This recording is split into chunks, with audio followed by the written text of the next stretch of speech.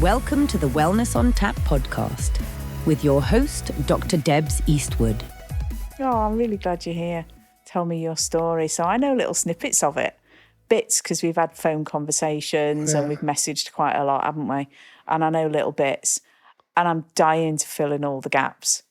Right. Where is the best place, do you think, for you to start? Is there something, a highlight you want to work up to? How I start it is it's a bit like I've perfected it. Well, it's not perfect, but I've developed it so it's like a film. I start in 1988. Okay. Then I go back to 1976. Yeah. Then I come back to 1988. Then I go to 99. Then I might nip to 1994. Then I might go forward to 2003. Then to 2008. Then 2011. And then when I'm doing that, then that's where I start talking about what I've developed since then. Wonderful. And then 12 weeks ago, go for it then. Yeah, so Go for it. So are we in 1988 now then? Where am I? Yeah, are we in 1988 now? Is that the beginning? Well, yeah, it'll be the beginning. Yeah, go for it. So is it? Oh, yeah. Are we doing it now? Yeah, right, we're doing okay. it. We're doing it. Well, hey, Dr. Debs, thank you so much for having me on your show. It's absolutely brilliant to be here. Thank you. You're welcome. It's my pleasure. And it's right. So, by what I want to share with you is just how you can develop, because I know you're really big into holistic health and how to self-heal and all that, because I agree with you totally, actually, that chemicals is all right. And by the way, I'll tell you about my relationship with morphine in a little bit and how that's helped, which is all right for the short term, right? Long term, though, it's an opioid like codeine, and it's not so great. So I suppose if we start in 1988, right, and if you'd have been with me, right, you'd have seen me. I was pretty nervous. In fact, I wasn't sure what the future held for me, and I thought, wow, what am I going to do? And these big wrought iron gates closed behind me, which made me jump. I wasn't just leaving prison, by the way. I'd just finished 7.5 years with the Corps of Royal Engineers. Okay, so a very different change of lifestyle. Yeah, and now I'm thinking, what am I doing next? I had a bit of an idea, but I still wasn't sure, and I was terrified. Right, of course, you wouldn't say that at the time, but I was terrified, and because it was unknown. And the reason I was particularly chuffed that I'd achieved that 7.5 years with the Corps of Royal Engineers was because only in 1976, 12 or so years earlier, I'd been on the way to Lourdes in France with a pilgrimage from Liverpool pilgrimage, and there were 46 kids, right, on a coach. And our chaperone was one priest, 2 nuns and 3 nurses, because we were going to Lourdes, right, which is a holy city in France. Now, you know, you've got these words health and safety, and they're connected with and. Yes. Well, back in 1976, they weren't. It was either health or safety, right? So we went from Liverpool down to Dover, no problems whatsoever. Went across to Calais, no problems. Just outside Paris, the priest said, right, okay, children, out you get, comfort break. No supervision, nothing that I can remember. So I go running down from the back of the coach. I like being at the back of the coach because I'm a really good boy, right, and never get in any trouble. So I go running down and I jump off the coach. I don't remember anything. And what seemed like 10 minutes later actually turned out to be 10 days later. And as I open my eyes, I see white walls all around me, smell antiseptic. I say, what's going on here? I'm 14, right? And there's this massive black man standing over me looking down. He turned out to be a really nice chap. It was a nurse. He says, Joseph, he says, you've been involved in a road traffic incident. A car hit you at high speed. You've broken your tibia and fibula in both your legs, your femur in your right leg. You paralysed your right arm. You're blind in your left eye. You've been in a coma for 10 days. Oh, and you died on the roadside 3 times, and one of the nurses resuscitated you. Oh, my goodness. I thought, wow. At 14 years of age, you just get hit with that. Yeah. And I'm looking at it now as a mature person, so I cannot actually remember what I thought at that time. No. I can imagine that I was pretty scared because I heard all these beeping life support machines bleeping next to me. My mum came to see me, and she had a bad heart. She's got a systolic heart. Well, she's passed away now, bless her. But she was put in the bed next to me in the A&E in the hospital. Oh my So goodness. there's two for the price of one. And then after a while, the insurance company said the money's running out. You got to get him back to the UK. So coming back to 1988, right? I'm stood outside these gates and I'm scared. And I'm looking back at my army career. I've been a plumber and pipe fitter, class 1, combat engineer, class 1, physical training instructor, class 1. I'd done everything because my driver was always that they didn't know whether I'd be able to function when I was 14. Yeah. So that's what pushed With injuries me. that severe. Yeah. Yeah. And I mean, and you have a driving force to do things as well. So it's not that stuff will never go wrong. It's what you do with it when it goes wrong. It's like everyone's got a plan till they get punched in the face, right. So 1988, I'm starting on the following Monday, it's September, in London as a financial advisor. I know nothing about financial advice, right? Big leap then. Yeah, I'd given a go with plumbing, but it was 1988, just after the stock market crash. House prices were plummeting, right? There were lots of reasons why the economy was in a bad time, and I wasn't a good enough or a fast enough plumber. So I thought I'll give financial advice a go. Little did I know that no one was looking for financial advice anyway, but that's a whole other story. And then we'll fast forward to 1999. Okay. And in 1999, I'm going along with a backpack on. It's really heavy. It's about 70 pounds. And all of a sudden, it becomes light. Then it's heavy. Then it's light. Then it's heavy. Then it's light. Then it's heavy. And it stays heavy. And I thought, wow, Bizarre. that hurt. And that was Saturday night. And what seemed like 2 minutes actually turned out like 2 days. And I open my eyes and I see all this white all around me. I smell this antiseptic and I think, not again. Anything but this again. And this time there's a chap in a pinstripe suit standing over me with a clipboard. He says, "Hello, Mr. O'Connor. I'm your consultant surgeon. My name is Mr. Davis. You're at the Cardiff Infirmary. You were airlifted in with a helicopter. You were out with the SAS on selection. The weather was horrendous. You shouldn't have been there." I thought, tell me something I don't know, mate. He said, yeah, you were lifted off your feet by a gust of wind. It threw you down the mountain. You fell 400 foot and you've broken your neck. C5 is shattered. C6 is broken. And you can probably imagine, right, I'm thinking, what's going on? Yeah. And I'm looking back now, only a few days earlier, I'd been playing football with my son in the garden, 4-year-old. My then wife was pregnant, expecting with our second son. And I'm looking back, and I've become a financial advisor, independent financial advisor. I've been a DJ and a doorman in the army. We bought a club that had gone bust and turned it into a nightclub. I had my business, which I'd developed. I'd rejoined bomb disposal and then transferred to the SAS. So everything was going great. And now I'm lying in bed and I'm thinking, wow. Yeah. That's gone. Because I'm at that time, I was paralysed. Yeah. That's seriously pear-shaped then, wasn't it? Yeah. That's a great technical term. I like that. Seriously pear-shaped. Yeah. It was. And I thought, what's going to go now? I'm supposed to be, I was in the Territorial Army at this time, not the regs. So I was supposed to be in work on a Monday with my financial clients, closing deals, investments. So you were still doing financial advice? Yeah. Wow. Because I've been a civilian since 1988, so my army career then, from the start in 1994, was Territorial Army, reservists.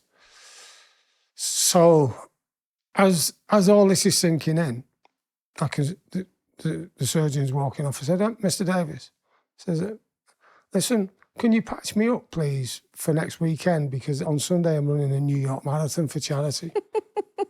Do you know you're going to deny Did he him? laugh? Did he laugh? I don't know how he didn't laugh, actually. But he came back, he said, Mr. O'Connor, words to the effect, Mr. O'Connor, I'm not sure that's processed with you yet, what I've just said, has it? Because only a couple of days earlier, I'd been as fit as 10 men. That's a military term for extremely fit. Yeah. And I was scheduled to do this marathon in under 3 hours. And by the way, when I went for the SAS, I was 37, age 37. So I was the granddad on there. And on the pre-selection, out of 68, I came third. So, and that was because of my experience, because I know we're talking about holistic health here, and it's about, I believe a lot of the holistic health, apart from any herbal remedies there are, a lot of holistic therapy starts in the head. There's a mind-body connection. You can't definitely sever that. Yeah. So here I am, lying in the bed, not sure what the future holds. Mm. And again, I'm scared. It's just like the gates closing behind me in 1988. Now the gates are closing behind me because I don't know what I'm going to do. Yeah. I'm paralysed. I'm not sure what the prognosis is yet, because at this stage, the reason why the consultant was there, he said, we need to operate and put a plate in your neck. And so what happens if you don't? He said, well, you'll be paralysed for the rest of your life. At least this gives you the chance. I said, well, go for it then. Yeah. May as well.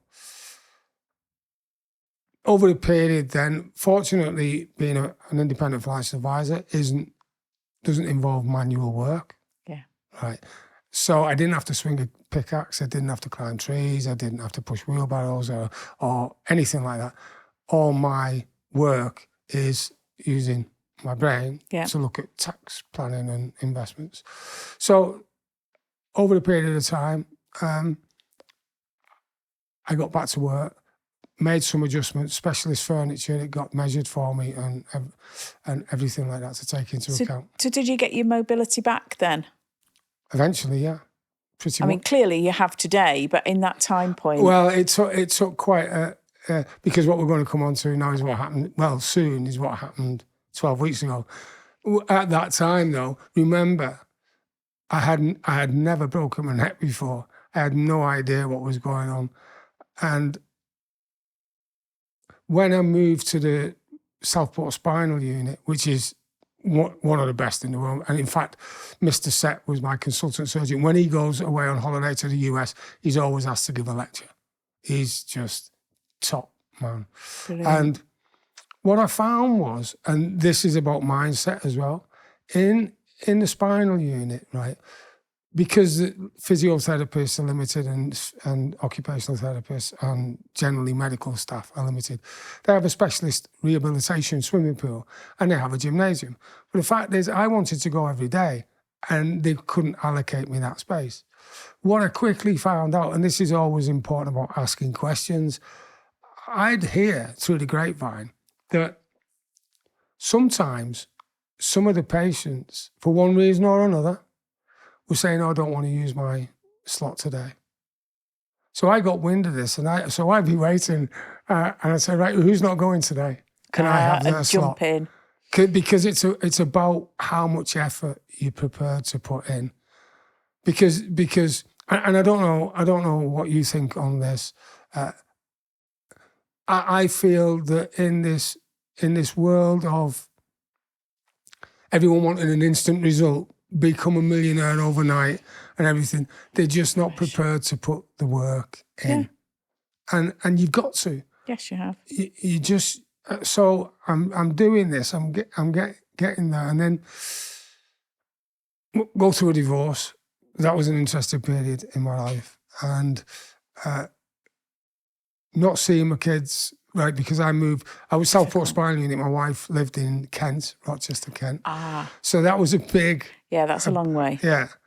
And because what I wanted, why that chasm in distance, if you like, if chasm's the right word anyway, was because I'm a Widnes lad. So I wanted to go back where my friends were. The simple reason is that the difference, like, Hereford said, which hospital do you want to go to? Because they can Have some pull some leeway. strings. Yeah. And I said, well, there's either Stoke Mandeville, which is recognised as the leader, or Southport, which is also recognised as a leader. And because my wife doesn't like driving on motorways, I thought, well, I'm not going to get any visitors if I go to Stoke Mandeville. So it was a case of going to Southport. Then I moved back. When I left hospital, I moved back in. How long were you in there for? 5 months. I was going to say, it's a significant period, isn't it, when you're on a spinal injuries unit? Yeah. And a little bit more detail about the rehab process, if you don't mind. Yeah. So when you were admitted there, what was your level of function?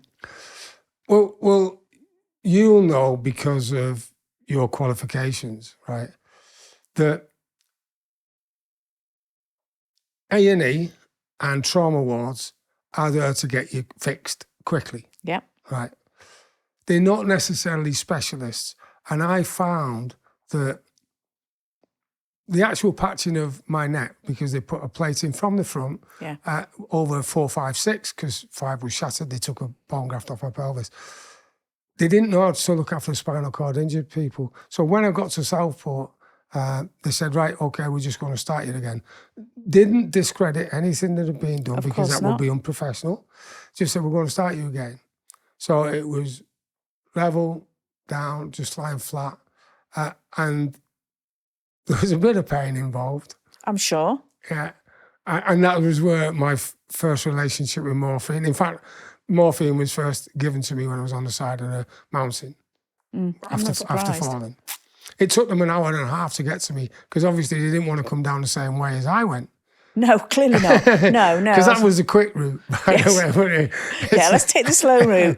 Yeah, but it's not the best route.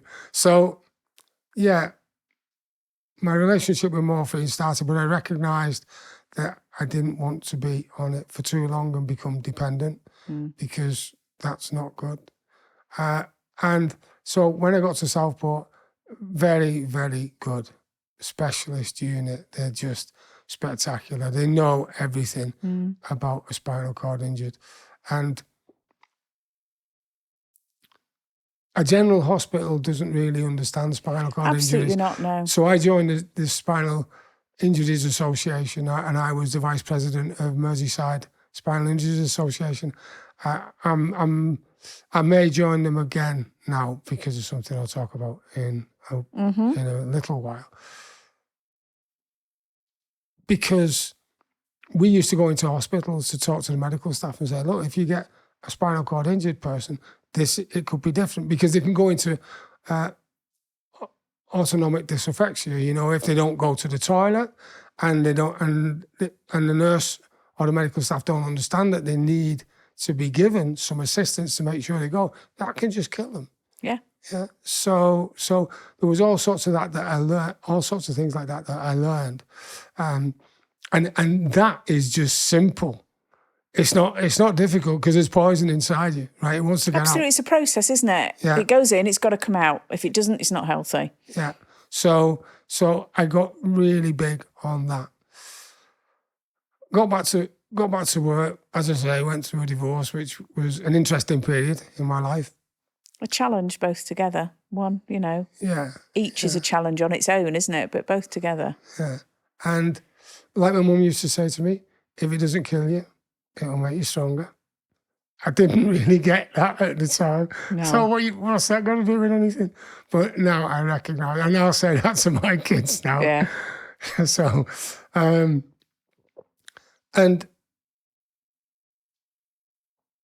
when 2003 came about, it was a time when the Iraq War was on. It started again. And why we ever think that we're going to make it right, I mean, that's a whole different conversation. Isn't it? But yeah. it goes hundreds of years, if not more. But what I found was that there were veterans, because I've got business clients as being an IFA, but I'd also discovered a lot about myself and how to self-heal and how to stay away from chemicals. Morphine being a big one that It was all right at the time when I needed it. Absolutely, when you need it, but it's not something you want in your life long term, is it? No. No. And I thought, right, the fatalities were being reported on the media. The injuries weren't so much though. And in the engineers, when I rejoined in the Territorial Army, I joined Corps of Royal Engineers Bomb Disposal Unit. So I know different types of bombs that are available, that are made, and IEDs, improvised explosive devices.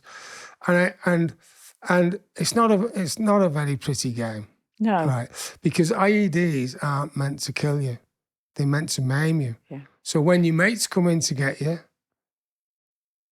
the enemy just pick more of you off.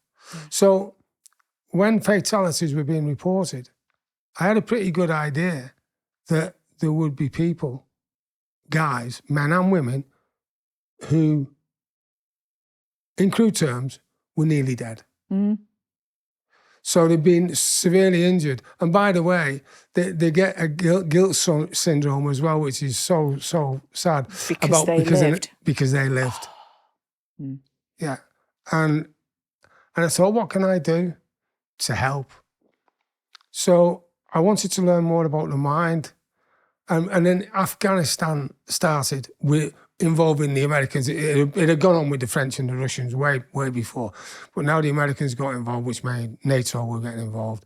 And again, same thing happened.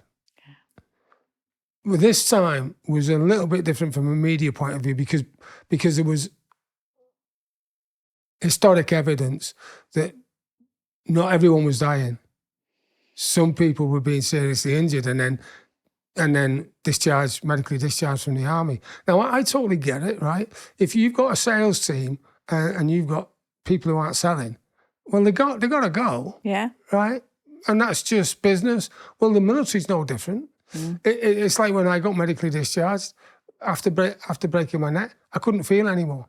So even if I had been mobile, I can't be doing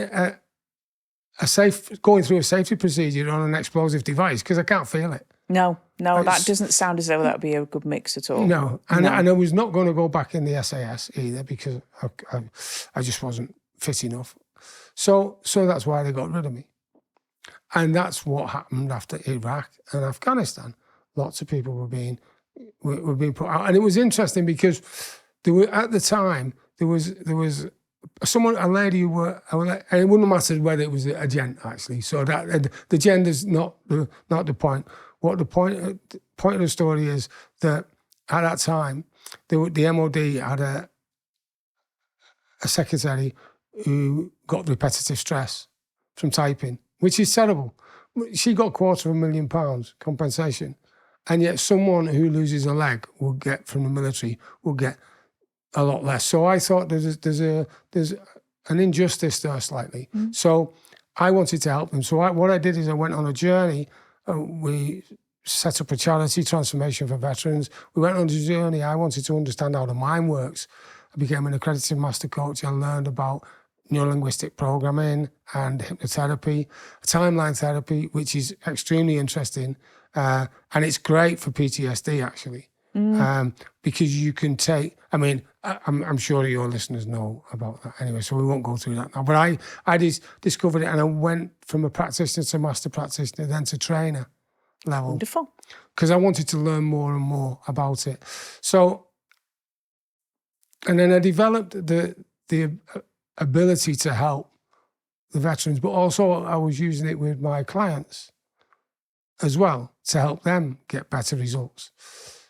And over the years, I've just recognised that the biggest obstacle that we've got, whether it be recovery, whether it be to success, whether it be to anything, or just achieving something, is ourselves. Oh, yes.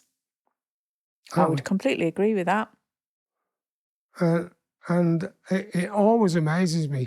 And when I look back at my military career, right, if I was taking a squad of men and women, and they're carrying kit. Right, kit can be around, it'll be 35 pounds, which is a fair weight. And they're marching and jogging, and marching and jogging. Within the first 5 minutes, I'd know who was going to have difficulty. Just by looking at how they carried themselves, the physiology, their expression, just everything. Just looking at the whole person, which is holistic. Absolutely. And what were you seeing and what did you do? Well, my job was to get them round. So it meant occasionally, normally I could do it by coaching and cajoling. And there's also a difference. There are two types of coaching, I believe, in crude terms. There's one where you put your arm around the shoulder and say, come on. And then there's the other one where you give them a size 10. And it's about knowing the difference, isn't it? And sometimes if we had to get them through, I'd say to one of the fit people, take the weapon off them or carry the weight for them. And let's just get them round. Because it's about getting the team round, right? Yes. And I know the team, together everyone achieves more. I believe that together everyone's attitude matters. Oh, that's a nice twist. Together everyone's attitude matters. Because that's what I was talking about, the jog, right? If you have a positive attitude, I'm not saying that it's going to make sure you get 100% all the time. Having a positive attitude is certainly better than having a negative attitude.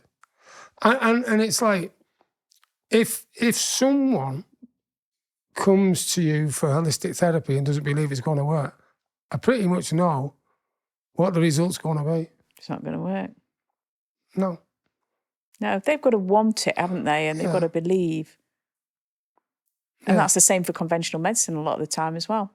Yeah, it is. Because it's about having that belief and having the positive attitude to know that this is going to work. And psychosomatic as well, you know. I believe that if you think yourself well, you've got a lot better chance of being well. And like I've sent you an email on the bottom of my sign off is have a brilliant day. Always. Because it's the best sort of day to have. Yeah. And if you ask me how I'm feeling, if you'd have asked me 12 weeks ago, which we'll come on to in a minute, how I was, I might have said, I could be better. Because that's better than saying, oh, terrible. Oh, this is the worst day of my life. Because it could be better. There's still a positive, isn't it? Yeah. It just me. So if I have when we have a chat, if you ask me how I am and I say I could be better, that probably means that I'm not feeling that great. Yeah. Yeah. You're on one of our very natural down days that we all have. Yeah. Exactly. Because when I chat to my sons, or most people, in fact, when I say, have you done your best today? Have you done your absolute best today? And there's only one answer that I want, and that's yeah. Now, that doesn't mean that the best will get the same result as the best on another day, if you know what I mean. Absolutely. Because you might be feeling really great one day, which means that the result will be a lot better. The fact is, though, you still got to give it your best shot. Yeah. And when I'm coaching business people, it's about where are you right now, and that's something because I guess that when you're going through, I don't know whether you call it a fact find, an assessment or an appraisal, you got to find out where they are now, haven't you? Absolutely, because it's like a sat nav. If I put in the destination but don't tell it where I am now, it's not going to get me there, is it? That's very astute. Exactly. You got to know where you're starting from. So then you've got an idea of how long it's going to take. Yeah. And of course, if you put more effort in it, you might make You might make it quicker. Yeah. But the fact is, you got to know that A to B. And the A to B, how you get there, like you've heard the phrase, I'm sure, success isn't a destination, it's a journey. Yeah. But how you get there, because my mission is to help 1 million veterans and business owners achieve the goals, dreams and aspirations they deserve. Wonderful. And to do that, what I've done is I've written a number of books, but the proudest one is the Pathfinder program and the ultimate success system it is. And in it, I talk about getting from A to B. And you can take the Duffers route, right? Which means that you're starting here, which is somewhere around here, not sure where. Then you're going through depression, anxiety and everything, and then it's just going everywhere. And then the destination is you might get here. Whereas the other one is you are here. Rendezvous 1, rendezvous 2, rendezvous 3, rendezvous 4, destination. Because it's clear in military terms. You don't want me talking about military. No, I don't, because that was very obvious, like a military step plan. Well, when you're going from A to B in the military, right, you could be taking X amount of people with you, right? Or it might be a small reconnaissance troop. You measure, it's like a milestone in business, an RV, right? And you mark it with maybe a visual reference point. You say, right, there's a church, right, that's our RV1, right? Here is a big tree, an oak tree, RV2. Then if you get contact between each RV, you go back to the last RV because that's your regroup. Yeah, makes sense. So that's what we do. That's what we do in business. That's how you should always do it. Because as a leader, you might be going off and on a healing process as well. You're going somewhere that you might not have been before. Very true. And it can be scary. Especially when you're using new techniques and new things that aren't seen as straightforward and every day. You know, you're not getting a prescription that you take to a pharmacist and then you come out with a bag full of stuff. And you say, there you go, take them 3 times a day, and then you walk around like a zombie. Yeah. Right? Because my state when I got discharged from hospital was interesting. I didn't really know what day it was. I just knew that there wasn't any pain, so at the time it was okay. When you're going on a new journey with holistic therapy, for instance, it can be scary because you're uncertain. You've put down traditional medicine and you're saying, right, I'm going to give this a go. And that's about being open, if you like. Yeah, absolutely.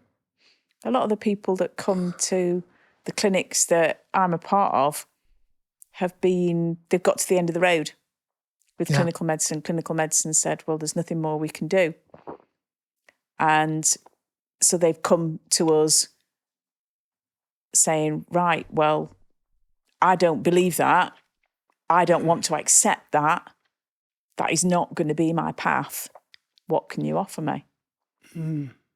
So if you look at it from one side of the coin, that could be a really negative place to be. But these people often are turning it themselves and saying, no, I've got more things to do. I'm not done yet. Yeah. And that is the best mindset to go into a healing journey, I'm certain of. Yeah, and the other thing, of course, is that I'm sure you spend more time with your clients than having a GP. And I've got GP clients, right, because I advise them on finances. I do know that GPs are under an awful lot of pressure, and doctors generally, and the medical staff, nurses, physios, the whole shebang. And they've only got a limited time. Yeah. And then it'll just be, oh, yeah, okay, right, take this 3 times a day. Next. Yeah, exactly. And for the short term, as we've already covered, that could be quite okay for the short term. Because to get you over the bump, a friend of mine moved with spoken about Winston, and at some point it'd be great if we could get him here. He used to work as a hypnotherapist with a GP practice, and the GP practice, the actual practice owner really understood holistic therapy. And he said, yeah, I'd like to use less and less chemical influence, and I'd like you to do more hypnotherapy. Wonderful. So he used that and found that people who get depression, like whatever drugs they're given, may be all right for the short term, but long term, it's not going to do them that much good, really, because it's mind numbing, the strong stuff that they get. Yeah. So that was really interesting when I learned about that and how the mind works. And since that time, I've been on a whole journey on just developing my knowledge, because every day's a school day, right? Isn't it? And I just think that this conversation, right, because we're learning about each other, and this is a great conversation, because I think also, because your questions are great, because when I said to my son, how many times have you been in a class and been a bit scared to ask a question because you thought it was stupid? And he says, well, he's honest with me. He said, a few times. I said, so, you know that stupid question that you didn't ask? Do you know the answer? He said, no. I said, well, that was the stupid thing, not asking the stupid question. So, because the only stupid question you can ask is the one that you don't ask, so to speak. So I make a point of always asking questions of myself, questions of other people. Yeah. Does that make sense? Absolutely. Yeah. Yeah, yeah. So,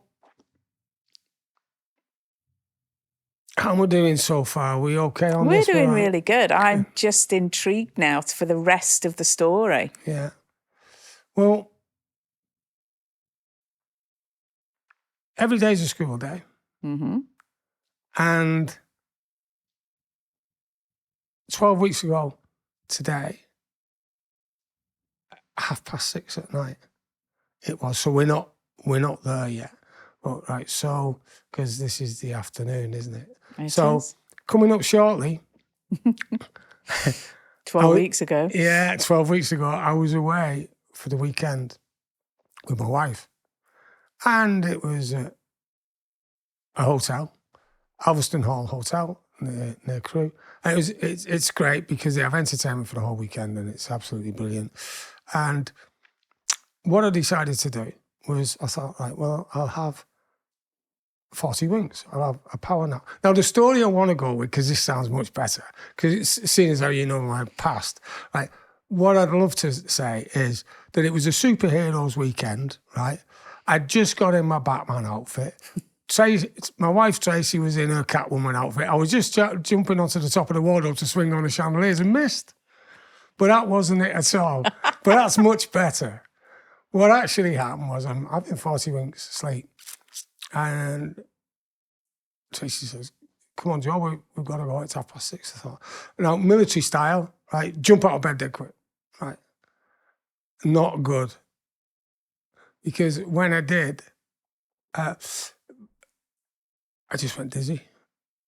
And then I fainted. And I had no control. You know when you fall, you put your hand out and break the fall? Yeah. Well, there was none of that. You didn't. You just went. And as I go down, I can only surmise, because I was near the bed, that the nape of my neck at the back just whacked the corner of the bed with an almighty bang. Tracy didn't see it, but she did hear it. Ouch. And I woke up and I was dazed and I couldn't move. And it felt like someone was boiling hot water over my arms and I couldn't move. Now, if there's any advantage of breaking your neck once before, this might be it. Okay, this is slim, but I'll go with it. But yeah, go with me. I'll go with Stick it. with me on that. Because the symptoms were the same. Ah, I understand. So now you can see the link. Yeah. Tenuous at first, but now it's definite. Because I'm going through, and Tracy had a bit of a chuckle and says, come on, Joe, stop messing about, get up. Because I like having a bit of a joke. And I just lay there. And there was no scream, there was no panic or anything, because were trained in the military and have taken it all through my life just to check on, go back to an RV, go back to the last thing you knew. My word was going to be assess, so check on. Yeah, thank you. Close. Yeah, assess, yeah. And find out what's changed. Mm. And I knew what had changed was it felt like someone was stabbing me in the arms, like pins and needles in it, hot water. I also knew I couldn't move. And I also knew that I had this pain in my back of my neck, which was just unbelievable. And so I said, just give me a minute, will you, please? And then she starts to become a bit concerned. I said, right, okay, call the ambulance, please. And then she called the staff downstairs. They come up first aid, brilliant, smashing, just the right stuff. And then the medics came 30 minutes later, by which time I'd managed to see my forefinger just move a little bit. And I thought, wow. Because you totally appreciate that how I explain it to people is the vertebrae is like the plastic cable over the electric cable. All the wires inside, that's the spinal cord, the nervous system that makes you move and everything. And I thought, well, at least it's not severed. Mm. So if it's not severed, because I can move, so that means my spine. So I don't know how severely it's been damaged, but I know it's not severed. So by the time the medics got to me again, I don't even know if I was cool as a cucumber, but I was pretty relaxed, right? Even though I was in pain. Because from my previous injury, I knew I had to keep my spine in line and I had to stay, immobilise things. Yeah. And when they got to me, the first day, the manager and an assistant came up from the hotel, managed to put get an ice pack on me, which was great. And when the medics got there, they said, "Oh, okay, well, we're not sure what you've done. We'll just get you in for an assessment." Right? I don't think they thought I broke my neck at the time because I was. They wouldn't have known your history anyway, would they? So no. And then I got to the hospital and went through a few things. But you know, people say laughter's the best medicine. Mm. Yeah. Well, we didn't tell our sons, because I've got two sons in Kent and a son up here, two sons from the previous marriage. And they're great, right? But I didn't want to tell them over the weekend. No. Okay. Because I want them to have a good weekend. And then I got them together on a WhatsApp group. And then it was lovely because two lads came up from Kent, my son came, and the three of them were in there, and I told a joke, right? But it's a story. It's a funny story. But I knew the punchline at the end, and they didn't. Mm-hmm. And as I'm telling it, the closer I'm getting to the punchline, the more I'm laughing. At this time, I hadn't been diagnosed with a broken neck because later the MRI scan and the X-ray didn't show it was broken from the previous injury because it was a plate and then it had been patched up anyway. So it wasn't until, because Royal Stoke said, when they referred me, my orthopaedic surgeon at Leighton said, well, we usually refer 100 patients per year and they'll take one or two, maybe 3, 4. And I was one that they wanted to see. So I moved down. I got transferred on a Thursday morning at 12:30 in the morning. I take it you were immobilised at this point. Oh, yes. The appropriate gear on. Yeah. Yeah. But when I was telling the joke, I was on morphine, which probably helped me laugh, actually.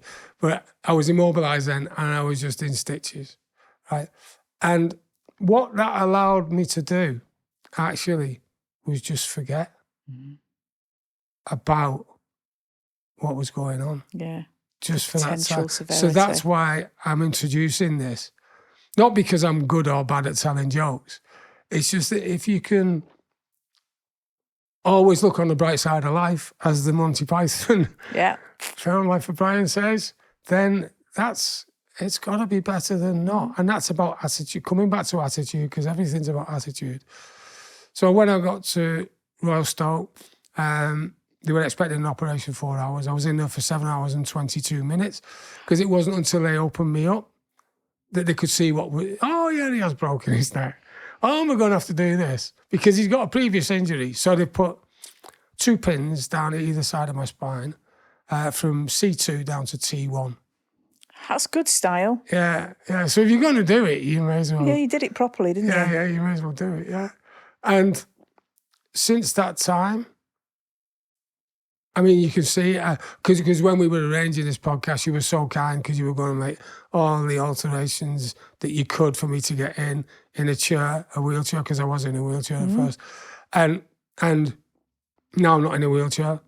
I'm not on morphine. I'm not on codeine. I don't want any of that stuff. I want meditation. I want to be able to concentrate on what I want fixing. Wonderful. And that's so enlightening to hear. Yeah, and fix it myself. Because could I have done that? Because I talk about Winston. He actually, there was an 80-year-old lady who had to have an operation. But the fact is that the consultant surgeon and the anaesthetist said, if we do it on an anaesthetic, she's probably going to die. So Winston was called in to do hypnosis. And he hypnotised her, and he operated. And it was, the thing is, it didn't save any money because the anaesthetist had to be there anyway. Absolutely, yeah. In case it didn't go right. Yeah. But hypnotherapy worked, and she had the operation. So I've seen videos of that happening. I've never seen it done in real life. So Winston is true testimony that can. That's wonderful. Can be done, and I do that with myself. I do self-meditation, self-hypnosis, because. You know, and again, right, if someone doesn't want to be hypnotised, it's not going to happen. They can't be hypnotised. All hypnosis is self-hypnosis. Yeah, exactly. And if people say I can't be hypnotised, so that's interesting. Have you ever fallen asleep in front of the TV? Oh, yeah. When you were watching a film that you liked or something, because I do it all the time, right? Oh, yeah. I said, well, there you go. I said, that's a form of hypnosis because you're going into a deep sleep. And so what I found is that I will just concentrate on what I want to get fixed. And I'm not saying when I fell either down a mountain or when I got hit by the car or when I fell and hit my neck on the side of the bed. I'm not saying that I didn't need morphine or something, because when the medics got there, they pumped IV straight away, cannula, and gave me paracetamol. They didn't give me morphine in case I needed operation, but they gave me paracetamol, and wow, what a warm feeling that is. But just for that moment. Yeah. Because long term, if you were doing that every day, you would never recognise whether the pain was reducing anyway. No. You wouldn't be able to measure it, and you wouldn't know what was going on. So over the medium to long term, I don't believe in chemicals, really. You're singing my tune. Yeah, it's and I mean, excuse me. I'd like to think that I'm as qualified as anyone to make that statement. I think you've had quite a few experiences that would give you the best qualifications anybody can have on that. And yeah. And that's why with my mission and the target of 1 million people, and once I achieve that, because I have got ways of measuring it, I want to do it again and again. And you see this podcast, for instance, in the podcast I run as well, I produce, that if someone listens to it and then tells someone else about it and tells someone else, see, I'm sure, in fact, I know, I've given tips to people in the past, maybe 20 years ago or more, and they've passed that on to someone else. Yeah. Like when I was president of Tarpley Rotary Club, like we used to go in, I think they still do actually, used to go into the school and do mock interviews, right? And when I was at the gala, Summer Fate, this 18, 19-year-old lad come up to me and said, thank you. I said, what for? Yeah. He said, you interviewed me when I was 15. He said, I've got a really good job now. Yay, wonderful. See, so you never know, do you? Yeah.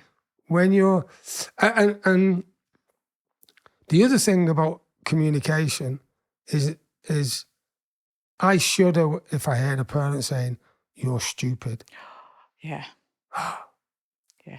That stupid behaviour. Yeah. You're not stupid. The behaviour's stupid. Yeah, stupid's behaviour. The behaviour's stupid, exactly. Yeah. And that's all about everything. It's like computer, rubbish in, rubbish out. Human being, brain, exactly the same. Rubbish in, rubbish out. Yeah. There was, many years ago, I was in a relationship. I'd got all 3 of my children. This particular chappie had 2 children. And when we lined them all up, they could have all fitted in the same family, age-wise. But, that relationship ended. It lasted, a year or 2. Yeah. But the eldest of his children needed a work experience placement. And at the time, I was at Sheffield University. And so I says to him, well, do you fancy doing something there? And he's like, full of boffs, that, the greasy hair, skinny, thick glasses, all that kind of thing. I says, I think you'll find it's a little bit different now. So just come with me and have a walk around the campus. So off we went. And Sheffield University has got the biggest students' union in Europe.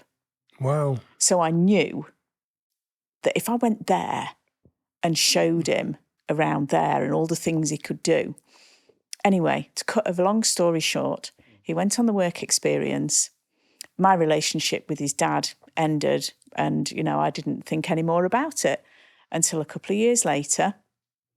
I'm in a shop, grabbing a couple of bits, just a little convenience store, grabbing a couple of bits. And he walks around the corner and he's like, I am so pleased to see you.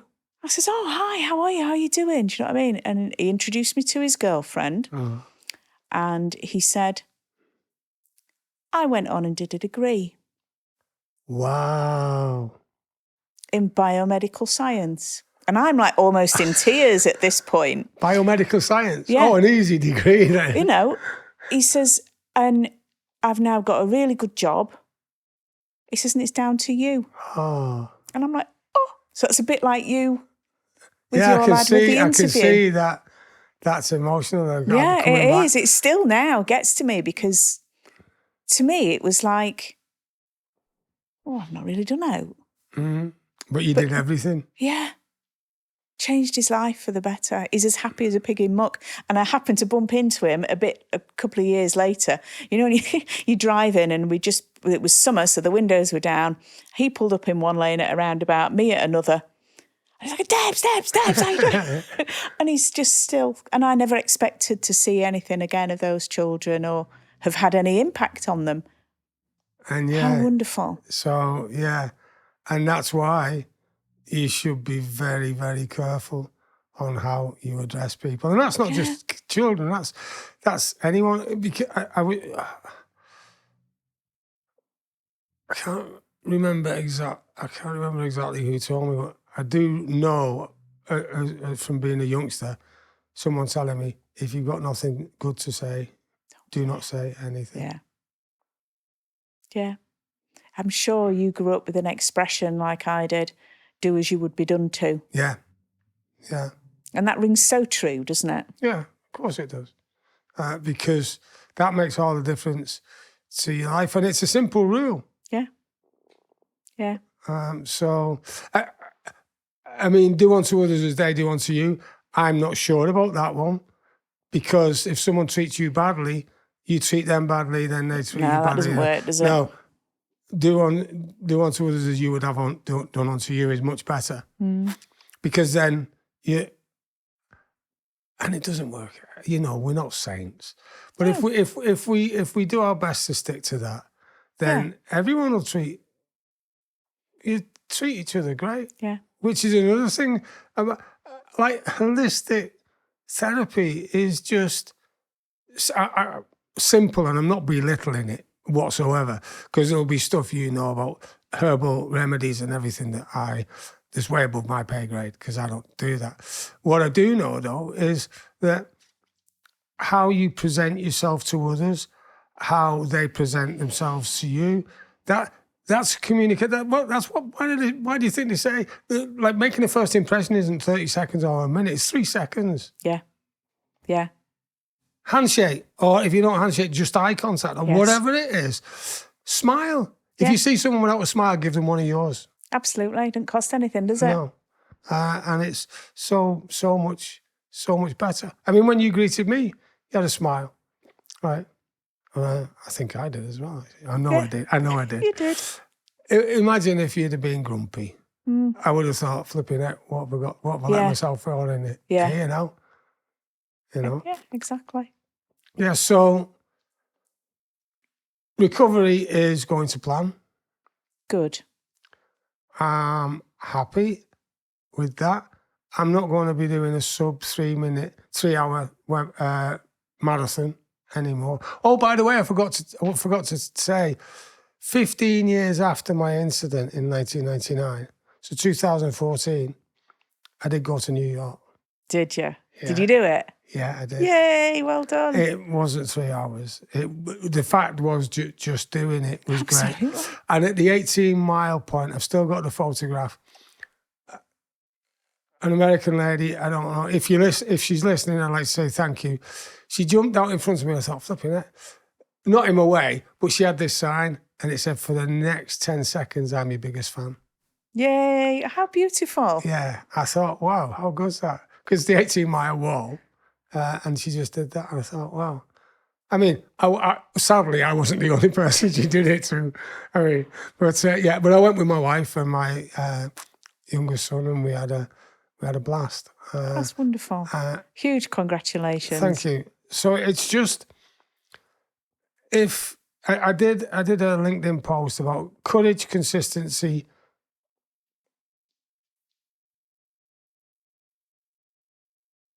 and what a difference that makes, having courage, consistency, and just being able to keep doing stuff.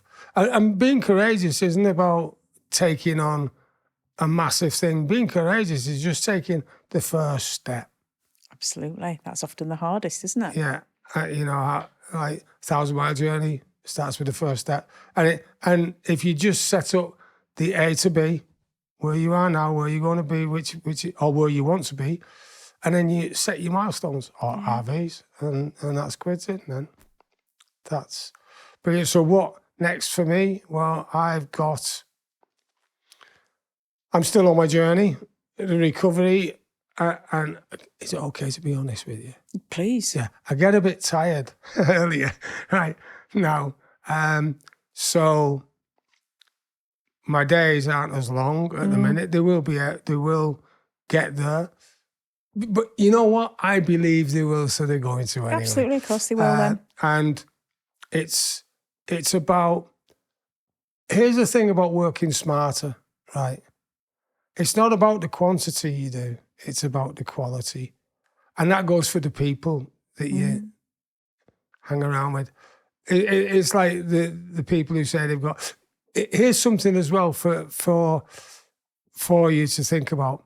You know, all these influencers on TikTok, Facebook and that, the algorithms have changed. It's way above my pay grade, but someone's told me. The algorithms have changed now. So new accounts can become just as popular quickly as the influencers if you've got good content. So now what I'm working with my clients with, and I'm working myself, is giving quality content. It's not about quantity.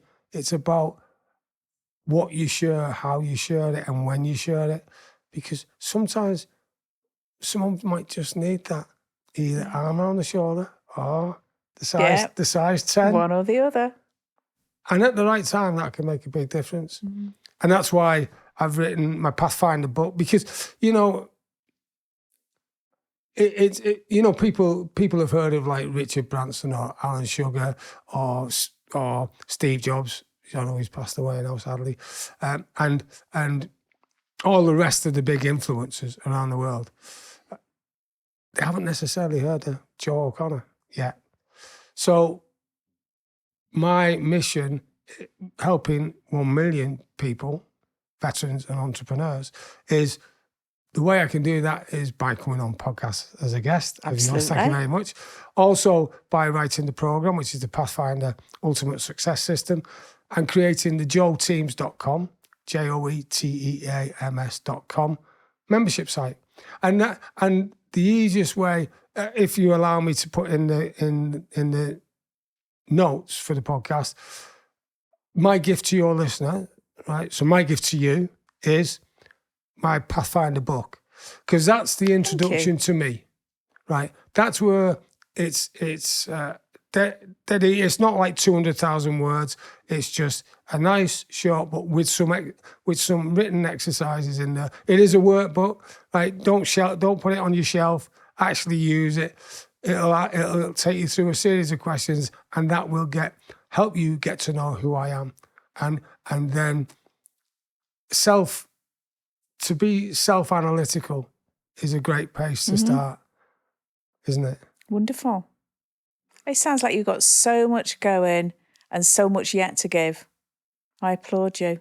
Thank you. No, and thank you for doing what you're doing. Wow. Please continue on with your recovery. Yeah, well, that's a given. Yeah, that's a given, I can Thank tell. you. And thank you so much for coming to see me and have this chat today. And thank you. It's been an absolute pleasure to be here and join you. And thank you for what you do as well, because together we can change the world. Absolutely. Teamwork. Thank you.